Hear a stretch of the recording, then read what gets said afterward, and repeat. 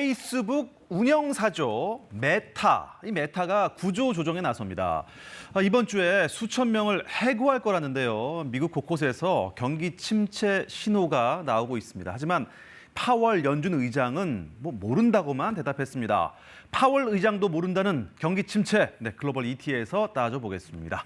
홍석우 기자와 함께합니다. 안녕하십니까? 네, 안녕하세요. 네.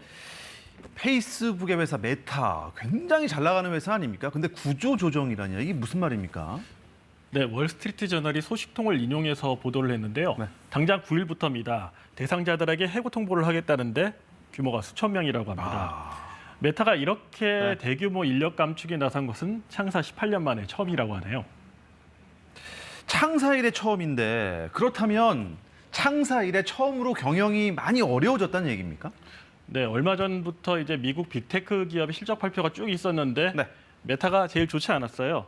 그러니까 3분기 순이익이 1년 만에 반토막이 났습니다. 메타 올 들어서 이제 주가가 70%가량 이제 폭락을 하는 등 부진을 겪고 있는데요. 이 메타뿐만 아니라 미국 곳곳에서 지금 감원 칼바람이 불고 있습니다. 일론 머스크 테슬라 최고 경영자가 인수한 트위터도 최근 직원 절반을 해고했고요. 차량 공유 플랫폼 리프트는 700명, 전자결제 서비스 스트라이프는 1000명을 감원했습니다. 애플과 아마존은 신규 채용을 전면 중단했고 구글은 4분기 신규 채용을 줄인다는 계획입니다. 빅테크 기업들이 코로나 때 오히려 더 성장을 많이 했잖아요. 그런데 정리해고까지 나온다. 이거는 갑자기 안 좋아진 겁니까, 회사가?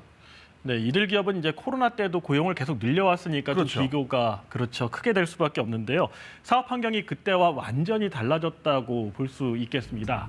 미국 주요 기업들이 허리띠를 졸라매고 있는 가장 큰 이유, 경기 침체 우려가 커졌기 때문입니다. 고금리와 고물가, 여기에 달러 강세까지 더해져 돈줄이 마르니까 기업 입장에선 비용을 절감해야 하잖아요. 가장 쉬운 방법, 정리해고를 선택하고 있는 겁니다. 결국에는 이게 다 금리랑 연결된 것 같습니다. 글쎄요. 근데 이렇게 경제가 어려워지는데 계속 금리를 올리기만 하고 내릴 생각은 전혀 없는 거잖아요, 지금. 네, 아무래도 금리를 올리면은 경기 좀 침체가 되겠죠. 미국 연준이 한 번 더 0.75%포인트 자이언트 스텝을 했어요.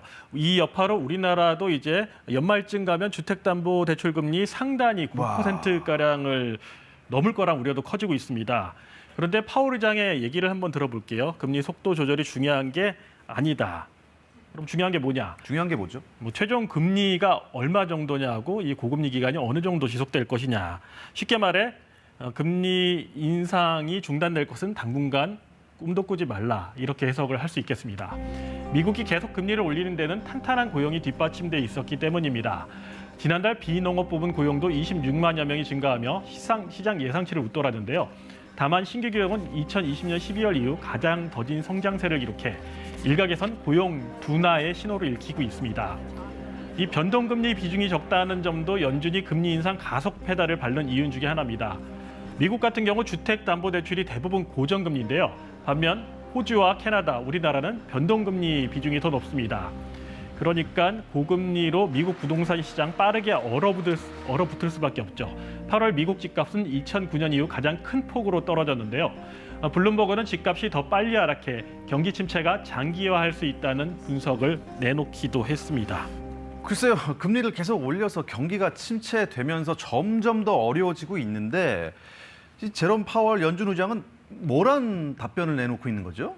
네, 파월 의장의 발언 한번 따져보니까 연착륙, 그러니까 경기 침체 없이 물가를 잡을 가능성이 여전히 가능하다고 주장합니다. 그렇지만 어려워졌다는 점을 인정했는데요. 네. 그럼 경기 침체가 올지 안 올지 물어보니 누구도 모른다. 이렇게 답을 했습니다. 모른다고요? 네. 모른다는 답을 했다고요? 파월 의장이 정말 몰라서 그런 답을 내놓은 걸까요? 아니면 계속 금리를 올릴 그런 의향이 있어서 그런 걸까요? 정말 몰라서 그러진 않겠죠. 그래서 우리 프로그램에서 지금 따져봐야 될 것 같습니다. 미국 경기 침체 가능성이 커졌다는 강력한 신호들이 몇 개 나타나고 있어요. 이게 뭐냐면요. 미국 국채 금리 수준입니다. 2년물 국채 금리가 3개월물마저 장기 국채 금리인 10년 또 금리 역전한 상태거든요. 그러니까는 장기와 단기 국채 금리가 역전이 됐다는 건데 이 이야기는 경기 침체 불황의 전조로 받아들여집니다. 투자 기간이 길수록 이자가 높은 것이 통상적이지만 경기가 나빠지면 투자가 위축되고 돈도 안 벌리니까 장기 채권의 이자율이 이렇게 계속 떨어지는 건데요.